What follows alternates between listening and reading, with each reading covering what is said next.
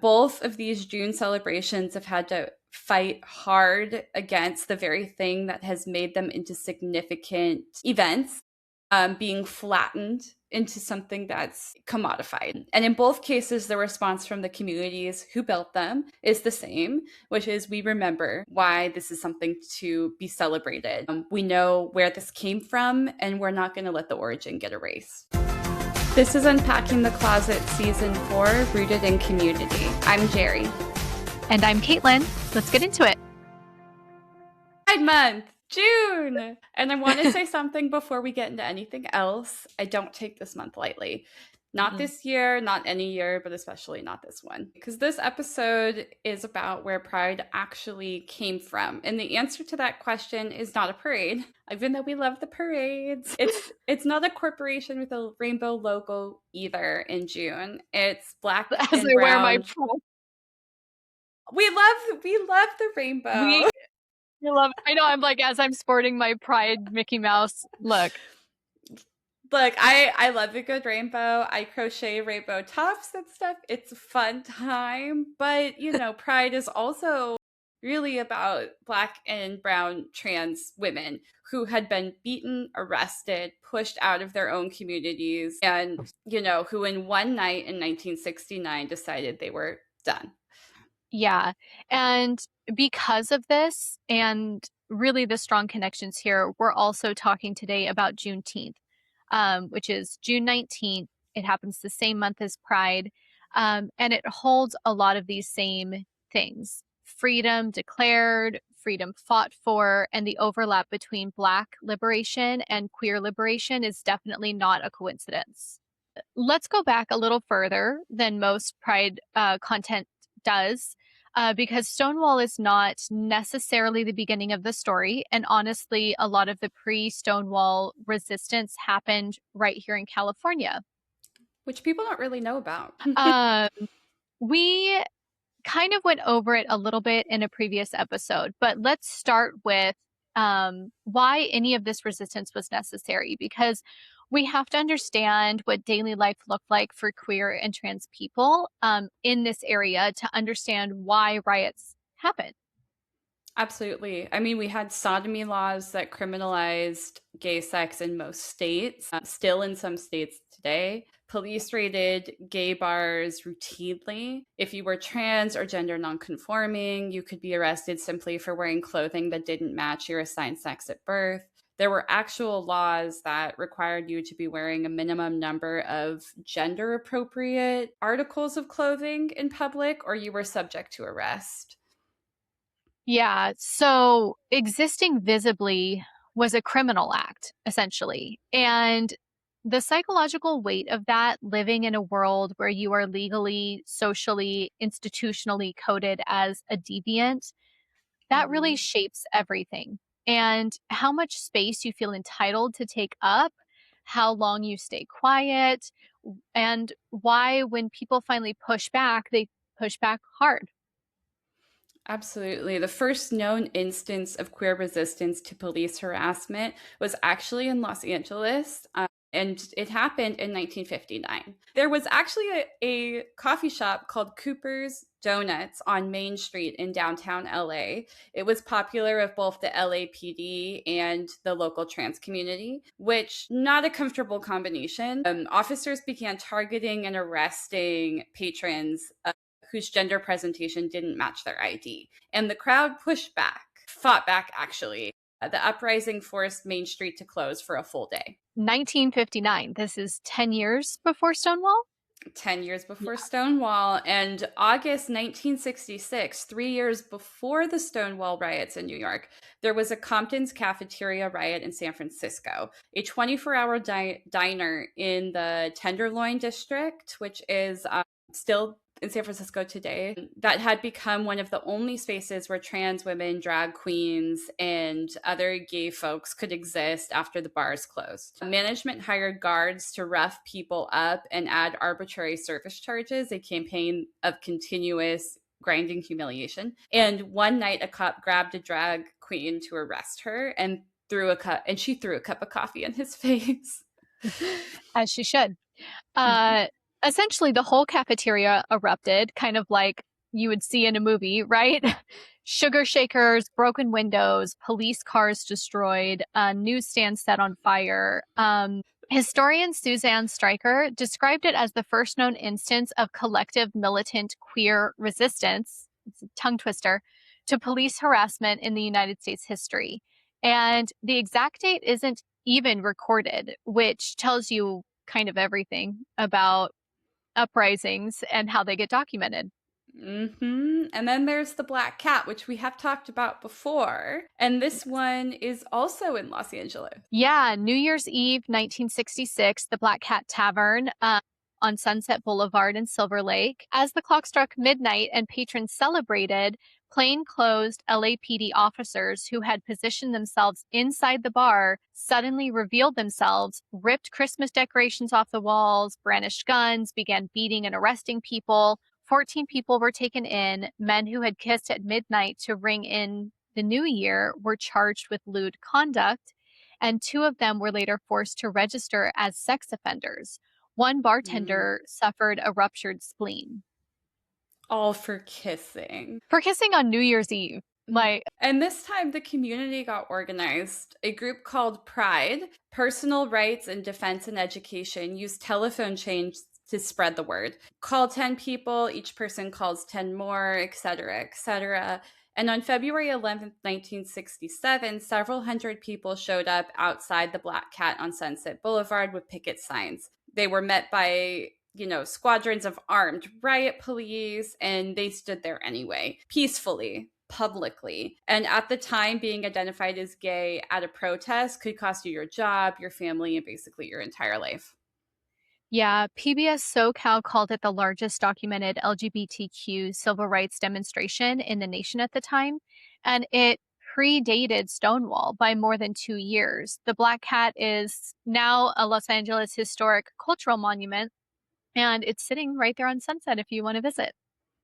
Still today, no longer a gay bar, but enough Unfortunately. people show up there. It could be. And here's what else came out of the Black Cat that almost no one talks about, and that's The Advocate. Pride, the group, not the example of Pride, Not what it is now. Pride, the group, had been publishing a single-page newsletter. After the raid, 2 men, Richard Mitch and Bill, I think it's Rao, took over and turned it into a news magazine. The first issue came out in September 1967, and the newsletter became the Los Angeles Advocate, which became The Advocate, the oldest, largest LGBTQ publication in the country. And it was the Black Cat protest that made The Advocate exist. Yeah. And there's one more thing. The word pride, as in the movement, as in what we call this month, that naming came directly out of this moment. Steven Ginsberg, the founder of Pride, the organization that led the Black Cat protest, is where the use of the word pride in context of gay liberation originates. So Pride Month is ultimately named after a gay rights organization in LA in 1966. A really cool fact that not a lot of people know or talk about anymore. And that brings us back to this pattern, like Cooper's Donuts, Compton's Cafeteria, the Black Cat. The resistance that built this movement happened repeatedly in cities across the country that led people who were trans, who were poor, who were people of color. And Stonewall became the story, which is worth talking about. There's also organized advocacy happening in parallel. The Daughters of Bilitis, the first lesbian civil rights organization founded in 1955. The Mattachine Society organized gay men in the early 1950s. All very important work, but quieter, more assimilationist, more like petitions, publications, respectability, and largely white and middle class. The tension between who gets to be the face of the movement and who does the foundational fighting, that tension was definitely built from the start, much like actually the suffragette movements. Much like a lot of activist movements, Yeah. actually. And, it's still there today. Yeah. Highly recommend. Side note, that everybody go to PBS. First of all, you should be supporting PBS. But support PBS. Go to support PBS. But PBS has put the live recorded the live recording of the Broadway show of Sucks the Musical, which I just go on and on about all the time because I just love it so much. If you don't know much about the suffragette movement and how the Black suffragettes really influenced and helped that movement while getting nothing in return for it, really highly recommend you watch that musical. So, I anyway. still need to watch that musical, but it's on my list, and I do have PBS, so See? I will Yeah, be yeah, putting that in. You donate a couple dollars, or like $10, you get PBS access. It's yeah, great. do it. Yes, yes. Okay, so getting into the legendary Stonewall. So, June 28th, 1969, early morning after 1 a.m., the Stonewall Inn on Christopher Street in Greenwich Village in New York City, police raided the gay bar. They had done it before, they did it regularly, and the Stonewall Inn was one of the few places in the city where gay and trans people could be together. It was technically owned by the mob. It was grimy. It served watered down drinks, but it was our communities. Yeah. And then this particular night, for some reason, something shifted.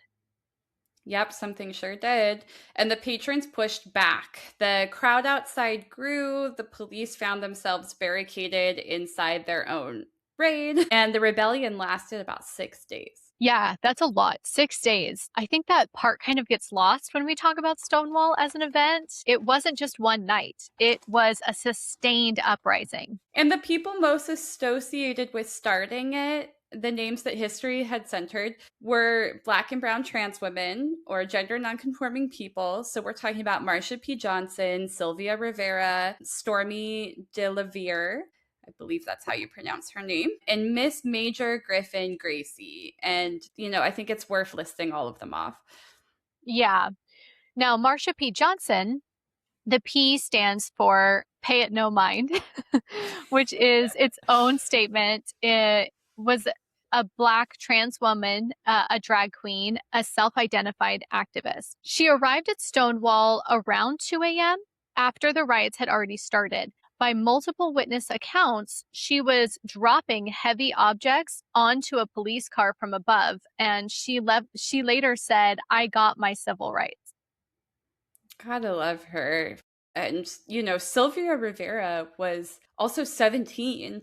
I mean, they were so young. Sylvia was Latina, Puerto Rican, Venezuelan. She had run away from home at 11 after being beaten for wearing makeup and had been living on the streets where the drag queen community essentially raised her. She and Marsha had met in 1963, and Marsha became kind of a mother figure to her. Sylvia's exact role at Stonewall is historically contested. Some accounts place her at the inn, others dispute it. What Rivera said herself in 2001 was that she did not throw the Molotov cocktail, as she has sometimes been credited with, but the second. Regardless of the specific details of the night, her activism in the years that followed was foundational. Yeah, and together, the year after Stonewall, Marcia and Sylvia founded STAR, which stood for Street Transvestite Action Revolutionaries. Now, of course, we don't use the word transvestite anymore, but that was commonly used back then, specifically to house and protect homeless trans youth in New York City. And they rented a building with their own money. They took kids off the street while the rest of the movement was figuring out kind of what it wanted to be. They were already doing direct service. Marcia's death, which was ruled a suicide but has since been reopened as a homicide investigation, is still unsolved. Yep, still unsolved. She was found in the Hudson River at the age of 46. Yeah. The year after Stonewall, in 1970, the first Pride March happened. It was called the Christopher Street Liberation Day March. A few thousand people from the Stonewall Inn to Central Park. It was not a parade with floats and corporations. It was a protest march. It was people saying, "We're here, we remember what happened last year, and we're not going back." And within a year of Stonewall, thousands of gay rights organizations had formed across the country. So we're talking the Gay Liberation Front, the Gay Activist Alliance, the one a lot of us know, PFLAG, what became the National LGBTQ Task Force. This uprising was a catalyst for an entire movement. Yeah, and I think about what it means that the first Pride was essentially a kind of a memorial, right? Hmm. A way of saying we mark this. We are not going to let this get buried. We're going to show up every year to prove that we're still here. And that's the thing about collective memory as a form of resistance. When your existence is continuously threatened, as it is to be an LGBT person, the act of remembering together is itself a political act. Pride started as that. And when it drifts too far from that, I think we really feel it. Yeah, we definitely feel it. I think that's been something that the community's been talking a lot about lately. With the rainbow washing of the corporations who are just like pride one day a year and the rest of the time kind of forgetting us. Uh, And I think this is a really important, I think that it's really important to talk about our history. I'm really glad that we're doing it here on the podcast. And I think it's really important to remember these roots because yeah, now we have this opportunity to kind of see what history has taught us about resistance and in the resilience that the community has to push forward from events like this. yeah. Now, this does bring us into Juneteenth. And, we want to take a dedicated moment for Juneteenth because this month holds both of these histories at once. And I don't necessarily think that that's coincidental. So let's talk about what Juneteenth actually is. So, June 19th, 1865, Galveston, Texas, the Civil War has ended. Lee surrendered at the Appomattox in April. The Emancipation Proclamation had technically been in effect since January 1st, 1963. And yet, 2.5 years later, more than 250,000 enslaved people in Texas had still not been freed. Because without Union military presence to enforce it, the proclamation basically meant nothing. Yeah. So Union Major General Gordon Granger arrived at Galveston with federal troops and read General Order Number 3 aloud. The people of Texas are informed that, in accordance with a proclamation from the Executive of the United States, all slaves are free. And freedom came finally for the first major population of enslaved people in the Confederacy. Because I think what you need to realize is a lot of enslaved people weren't even told that this had happened.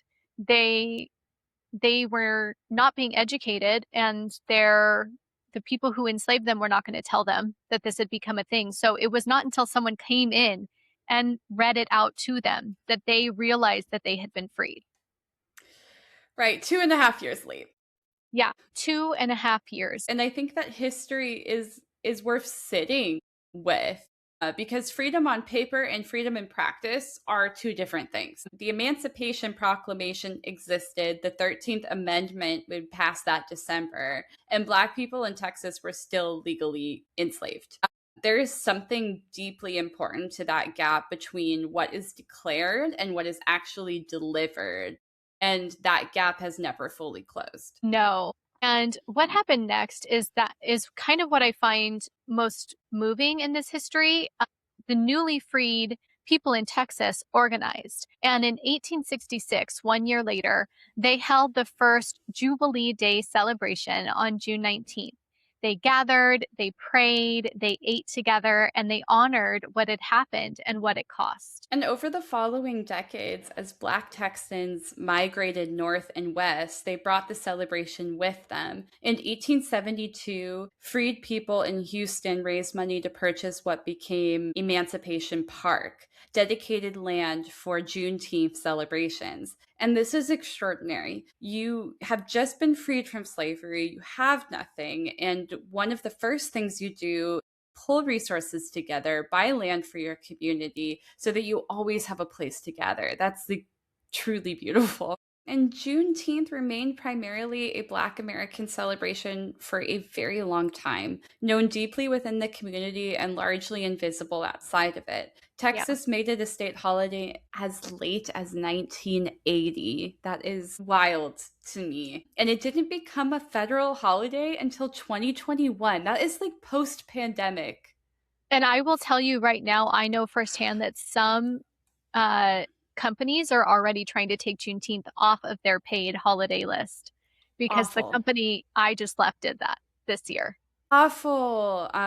Fortunately, the company I'm with has it as a holiday, but I just think it's crazy that we're in 2026 and this happened in the 100.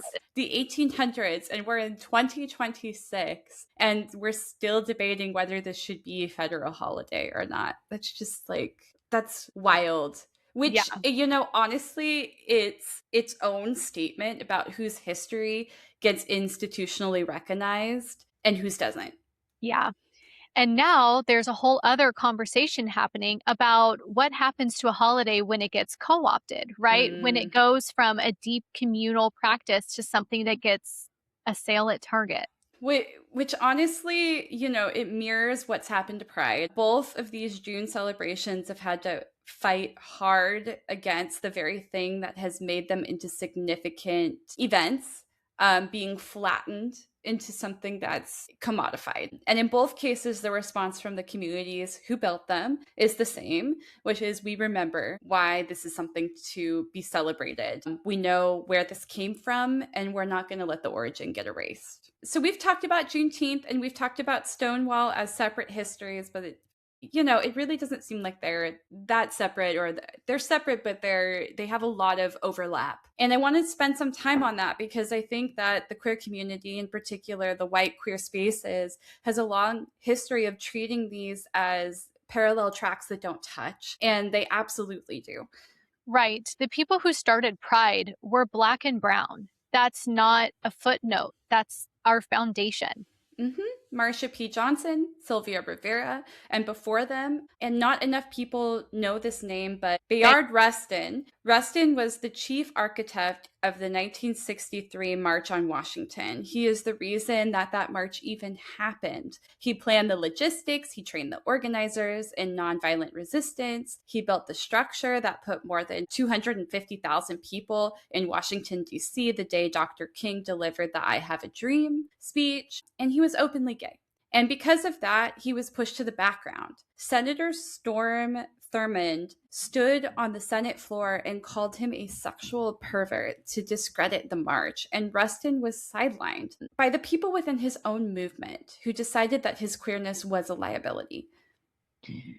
which is a story that gets repeated, unfortunately. The people who do the most foundational work, who build the stage, who take the most risk, who are the most visible to the police, are often the ones who get written out afterwards. And that's not a coincidence that the people who get written out tend to be Black, tend to be trans, tend to be women. And there's a very specific shape to this erasure. Understanding queer identity, understanding pride, you cannot do that honestly without centering Blackness, without centering transness, without centering the most marginalized members of this community, because they are the ones who built the ground that we are all standing on. And I think what both Juneteenth and Pride hold in common at their core, when you strip all of the commercial aspects off, is this idea that freedom is a communal project. You don't get free alone. You remember together, you fight together, you build together. The freed people in Galveston didn't go their separate ways and try to survive individually. They organized a celebration, they bought land together. They said, we mark this collectively. And that is the direct line to what the first Pride March was. A group of people who had been brutalized by the state walking through the streets together saying, we are here, we are queer, and we're not going anywhere, and we're not disappearing. Yeah. And what that means for us right now in 2026, a movement where that freedom is genuinely under threat again, right? We don't get to be passive observers in our own liberation. No, we don't. And you think this is where joy becomes a form of resistance, like we've talked about. Yeah. Not pretending that things aren't hard, but the deliberate active choice to celebrate who we are in public, take up space, to be visible, that in itself is a political act. That is what the people of Stonewall did, and that is what the people of Galveston did. Yeah. They celebrated anyway. And they celebrate it anyway, and so do we. Yeah. Yay! We do All have right. some reflection questions that we would love for you to carry with you this month in June. The first one being, whose story did you not know before today, and what does it mean that it wasn't taught to you? And when we're done with that one, the second question we'd like you to think about is where in your own life are you still waiting for freedom to be delivered to you rather than building it yourself? And our last question is, what would it look like to celebrate anyway, right now, this month, in this moment, with full knowledge of what it costs to get here? Mm. And I want to just read this quote by Sylvia Rivera because I think it's really important. But gay liberation is not just about being tolerated. It's about transforming the very structures of society that have oppressed us. And I think that's a really powerful quote. Yeah, and very much what we unfortunately have to do again Hmm. and will continue to have to do. Hmm. Absolutely. Happy Pride! Keep showing up even when it's messy. We'll see you next time in the closet.